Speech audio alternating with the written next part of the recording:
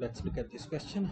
The fourth root of which of the following numbers is a natural number? Okay. The fourth root has to be a natural number. Looking at the options, the first option, I see in the denominator I have 17, 11, 13 and 5. The numerator does not even have a 17. The numerator does not have a 17. So this itself will not be a natural number. Forget its fourth root. For the same reason, option B cannot be the answer. Denominator has a 17, numerator does not even have a 17. Okay, option C, yes, this number will be a natural number. This I can state with certainty. Okay, for this also, option D also I can state with certainty. This is a natural number.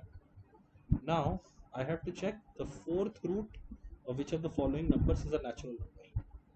Now see, 17 will get cancelled, fine.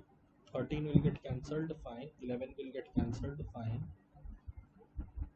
What is changing from this expression to this expression? The only thing that is changing is an extra 18 is coming in, which means one extra 2 is coming in and two extra 3s are coming in.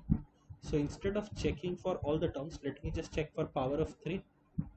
126 is 14 into 9, so I'm getting 3 square from there. In 3 factorial, in 10 factorial, I will get 4 3s, so 3 raised to the power 4 is there. In 17 factorial, I will get how much? Up until 9 I got 4, then 12 one more, then 15 one more. So 3 raised to power 6. Altogether I am having 3 raised to power 12 here, which is nice. Here I will have 3 raised to the power 14, which is not nice. This will not be a fourth power. So this is cancelled. The answer to the question will be option C.